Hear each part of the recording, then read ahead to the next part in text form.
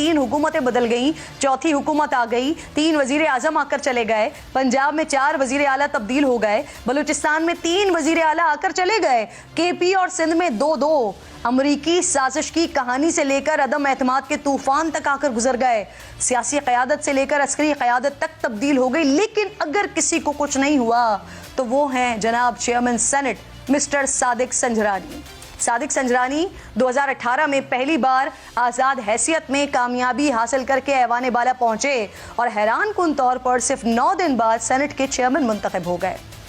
ये कामयाबी नाज़रीन इतनी आसान नहीं थी, इसके पीछे कई उसूलों की कुर्बानियां और मफादात के सौदे शामिल थे। 2018 में जब चेयरमैन सेनेट के चुनाव का मरहला आया तो मुस्लिम लीग नून सेनेट की लार्जेस्ट पार्टी थी। हुकूमती इत्तेहाद को 52 सेनेटर की हिमायत हासिल थी और बज़ाहिर राजा ज़फ़रुल हक की कामयाबी यकीनी थी। दूसरी तरफ आज़ाद हैसियत में मुंतखब होने वाले सादिक संजरानी पाकिस्तान पीपल्स पार्टी, पाकिस्तान तहरीक इंसाफ और MKM पाकिस्तान के मुश्तरका उम्मीदवार बनकर सामने आए। ये सादिक संजरानी की ही पुरस्कार शख्सियत थी जिसके लिए इमरान खान ने उसी आसिफ अली जरदारी से हाथ मिलाया जिनके साथ बैठना वो तौहीन समझते हैं। नून लीग के उम्मीदवार राजा ज़फ़रुल हक को हराने के लिए ज़मीन आसमान एक कर दिया और फिर वही हुआ। सादिक संजरानी जिनके पास सिर्फ 51 वोट्स की हिमायत हासिल थी, वो 57 वोट्स हासिल करके पहली बार चेयरमैन मुंतखब हो गए और अक्सरियत रखने वाले राजा ज़फ़रुल हक 46 वोट लेकर नाकाम ठहरे। 1 साल भी ना गुजरा था कि सादिक संजरानी के खिलाफ आवाजें उठना शुरू हो गईं क्योंकि हुकूमत बदल चुकी थी।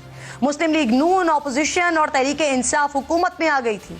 यूं पीपल्स पार्टी ने पलटा मारा और मिस्टर संजरानी के खिलाफ नून लीग से हाथ मिला लिया।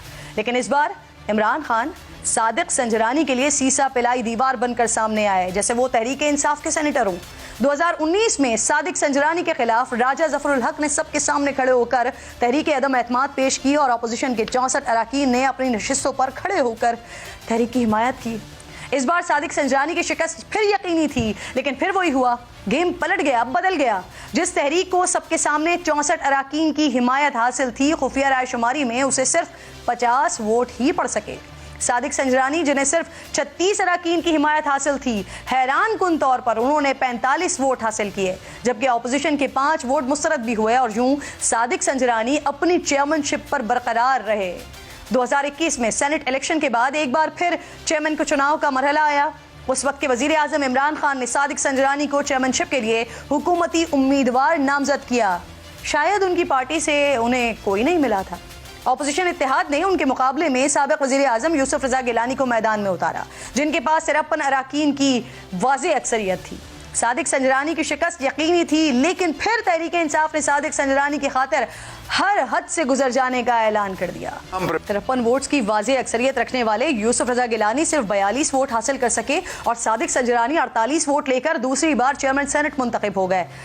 आज सादिक संजरानी के कंधे पर उसी हुकूमत का हाथ है जिसने एक बार उनके खिलाफ तहरीक अदम एतमाद पेश की थी और दूसरी बार उनके मुकाबले में यूसुफ रजा गिलानी को उतारा था।